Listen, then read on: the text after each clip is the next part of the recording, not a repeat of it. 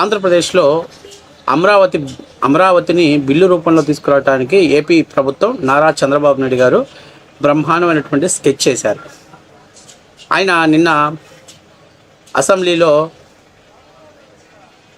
ఆయన తీర్మానాన్ని ప్రవేశపెట్టారు. దాదాపుగా భారీ మెజార్టీతో ఆ తీర్మానాన్ని ఏకగ్రీవం చేశారు. అయితే వైసీపీలో కొంతమంది మాట్లాడుతున్నారు, శాసనసభలో పెట్టినటువంటి తీర్మానాన్ని శాసన మండలిలో ఎందుకు పెట్టరు ఒకటి మాట్లాడుతున్నారు. ఇంకా రెండవది వైఎస్ఆర్సీపీ పార్టీలో అరాకుర చదువుకున్నటువంటి సాక్షి స్టూడియోలో కూర్చున్నటువంటి మేధావులు సన్నాసులు ఏం మాట్లాడతారంటే, అసలు ముఖ్యమంత్రిగా ఆయన ఎక్కడ కూర్చుంటే అక్కడ రాజధాని అనేది అసలు ఎక్కడా కూడా కాన్స్టిట్యూషన్లో రాయలేదు, అంటే రాజ్యాంగంలో రాయలేదు అని చెప్పేసి మాట్లాడుతున్నారు. ఇప్పుడు నేనేమంటున్నానంటే 2029లో జగన్మోహన్ రెడ్డి గారు ఒకవేళ ముఖ్యమంత్రిగా గెలిచి ఆయన మీద ఉన్న కేసులకి ఆయన బెయిల్ రద్దయ్యి ఆయన చెంచలగూడ జైలుకి వెళ్ళాడు అనుకోండి, అప్పుడు ఆంధ్రప్రదేశ్ రాజధాని చెంచలగూడ జైలు అవుతుందా? అంతేనా? మీ లెక్క ప్రకారం ఆంధ్రప్రదేశ్ రాజధాని అంటే చెంచలగూడ జైలు అవుతుందా? అంతే కదా. మీరు ముఖ్యమంత్రి ఎక్కడ కూర్చుంటే అక్కడ అదే రాజధాని అన్నారు కదా. ఈ లెక్క ప్రకారం ఆయన కేసుల్లో జైలుకి వెళ్ళి జైల్లో కూర్చుంటే అది ఆంధ్రప్రదేశ్ రాజధాని అవుతుందా? అదే క్యాపిటల్ అవుతుందా? ఇలా ఏం మాట్లాడుతున్నారా మీరు? బుర్ర తక్కువ వేదవల సన్నాసులారు. మీకు కనీసం మీకు అవగాహన లేదు. రాజ్యాంగంలో ఎక్కడా కూడా రాజధాని అనేది పదాన్ని రాయలేదన్నారు.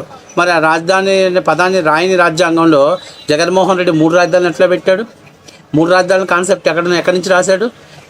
Executive capital Visakhapatnam, legislative capital Amaravati, judicial capital Kurnool. మరి రాజ్యాంగంలో రాయకుండా, రాజ్యాంగంలో పొందపరచకుండా ఉన్నటువంటి చోట 3 రాజధానులని ఏ రాజ్యాంగంలో రాసిందని చెప్పి జగన్మోహన్ రెడ్డి 3 రాజధానుల కాన్సెప్ట్ తీసుకొచ్చాడు. ఇవన్నీ ఏందయ్యానంటే వైసీపీలో ఉన్నటువంటి మేధావులు అరకొర జ్ఞానంతో ఉన్నటువంటి సన్నాసులు మాట్లాడేటువంటి మాటలు. అయితే ఒక మాట మాట్లాడారు. నిన్న శాసనసభలో తీర్మానాన్ని పెట్టారు, దాందే తీర్మానాన్ని బిల్లుని శాసన మండలిలో ఎందుకు పెట్టలేదు అని చెప్తున్నారు. వైసీపీలో ఎంత పెద్ద మేధావులు అంటే, తీర్మానం వేరు, బిల్లు వేరు. తీర్మానం అంటే కేంద్రానికి మనం ఒక తీర్మానం చేసి కేంద్రానికి పంపిస్తాం. ఇప్పుడు వైసీపీ వాళ్ళు అంటుంది ఏంది, జగన్మోహన్ రెడ్డి గారు కూడా తీర్మానం శాసనసభ మరియు శాసన మండలిలో పెట్టాడు కదా అంటున్నాడు. జగన్మోహన్ రెడ్డి గారు 3 రాజధానులు అనేటువంటి బిల్లు పెట్టాడు. ఆయన 3 రాజధానులు చేద్దామని తీర్మానం చేయాల, బిల్లు పెట్టాడు. మరి చంద్రబాబు నాయుడు గారు తీర్మానం ఎందుకు పెట్టాడు? దీని వెనక రాజకీయంగా ఉన్నటువంటి ఉద్దేశం ఏంటి? ముఖ్యంగా కేంద్రంలో ఎన్డీఏ ప్రభుత్వం భాగస్వాములుగా ఉన్నారు కాబట్టి ఇక్కడ తీర్మానం చేసి దాన్ని బిల్లు రూపంలో, అంటే లోక్సభ బిల్లు చేస్తే ఆ బిల్లు సవరణ చేయాలంటే వైసీపీ ప్రభుత్వం 2029లో ఒకవేళ జగన్మోహన్ రెడ్డి మళ్ళీ అధికారంలోకి వస్తే మళ్ళీ దాన్ని బిల్లు చేయాలంటే, అంటే దాన్ని రద్దు చేయాలంటే మళ్ళీ శాసనమండలిలో తీర్మానం చేసి, దాన్ని శాసనసభలో తీర్మానం చేసి, దాన్ని మళ్ళీ లోక్సభకు పంపించి, రాజ్యసభ ఆమోద ముద్ర పొందిన తర్వాత అది బిల్లు అయ్యి, ఆ బిల్లు మళ్ళీ ఆంధ్రప్రదేశ్కి వచ్చి శాసనసభలోను శాసన మండలిలోనూ ఆమోద ముద్ర పొందాలి. ఇప్పుడు చంద్రబాబు నాయుడు చేసిన వ్యూహం అదే. ఇప్పుడు రాష్ట్ర ప్రభుత్వం బిల్లు చేస్తే, నెక్స్ట్ జగన్ ప్రభుత్వం వస్తే, మెజార్టీతో వస్తే, ఒకవేళ ఆ బిల్లును రద్దు చేసే అధికారం శాసనసభకి ఉంటుంది. కానీ లోక్సభ బిల్లు చేస్తే ఆ బిల్లుని రద్దు చేసే అధికారం శాసనసభకు ఉండదు. దాన్ని చెయ్యాలి అని అంటే ఆంధ్రప్రదేశ్లో తీర్మానం పెట్టాలి, ఆ తీర్మానం మళ్ళీ లోక్సభకు పంపించాలి, లోక్సభలో దాన్ని బిల్లుగా చేసి ఆ బిల్లుని లోక్సభ రాజ్యసభలో పెట్టాలి. అందుకనే చంద్రబాబు నాయుడు గారు వ్యూహాత్మకంగా అడుగులు వేసి ఇప్పుడు దాన్ని తీర్మానాన్ని శాసనసభలో పెట్టాడు. సో ఇప్పుడు అది ఆమోదం పొందింది. దాన్ని తీసుకెళ్ళి లోక్సభకు పంపిస్తారు. లోక్సభ కానీ దాన్ని అమరావతిని రాజధానిగా చేస్తూ బిల్లు కానీ పాస్ చేసిందనుకోండి, అక్కడ లోక్సభలో అలాగే రాజ్యసభలో 2 చోట ఆమోద ముద్ర పొందిన తర్వాత ఆ బిల్లు రాష్ట్రానికి శాసనసభకి పంపిస్తారు. రాష్ట్ర శాసనసభలో చంద్రబాబు గారికి, అంటే కూటమి ప్రభుత్వానికి మెజార్టీ ఉంది కాబట్టి అక్కడ కూడా అది బిల్ పాస్ అయిపోద్ది. ఒకవేళ శాసన మండలిలో బిల్లు రిజెక్ట్ అయినా 60 రోజుల తర్వాత ఆ బిల్లుని మళ్ళీ శాసనసభలో ఆమోదం చేసుకునేటువంటి రైట్స్ ఉంటుంది. ఇక అది బిల్లుగా రూపొందిందంటే మళ్ళీ 2029లో వైసీపీ ప్రభుత్వం ఒకవేళ అధికారంలోకి వచ్చినా అమరావతి రాజధానిని మార్చేటువంటి రైట్స్ వాళ్ళకి ఉండవు. అయితే ఈ బిల్లు కార్యరూపం దాల్చడానికి దాదాపుగా 8 నెలలు 9 నెలలు టైం పట్టుద్ది. అయితే వైసీపీలో ఇప్పుడు చాలామంది ఎమ్మెల్సీలు అంటే శాసన మండలిలో ఉన్నటువంటి ఎమ్మెల్సీల పదవీ కాలం ముగియబోతుంది.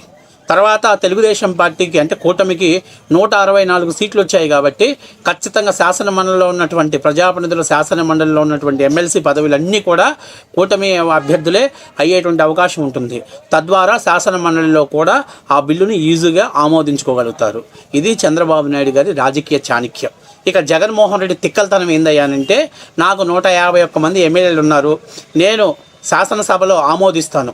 వాస్తవానికి అది లోక్సభకు తీర్మానం చేసి లోక్సభకు పంపిస్తే లోక్సభ చెత్తపట్టులో పడేస్తుందని జగన్మోహన్ రెడ్డి తెలుసు కాబట్టి ఆ రోజు తీర్మానం చేయకుండా బిల్లు పెట్టాడు. 3 రాజధానులు అనేటువంటి బిల్లు పెట్టి శాసనసభలో ఆమోదించుకొని శాసన మండలిలో ఆ బిల్లును అడ్డుకోవటం జరిగింది. ఫలితంగా ఆ బిల్లుని అప్పటి శాసన మండలి అనేటువంటి నవాజ్ షరీఫ్ గారి దగ్గర ఉండటం జరిగింది. సో అంటే జగన్మోహన్ రెడ్డి గారికి వైసీపీ బెప్పంగాళ్ళకి ఈ బిల్లు ఏదో తీర్మానం ఏదో తేడా తెలియనటువంటి సన్నాసులు వీళ్ళు. సో ఇది వాస్తవ విషయం.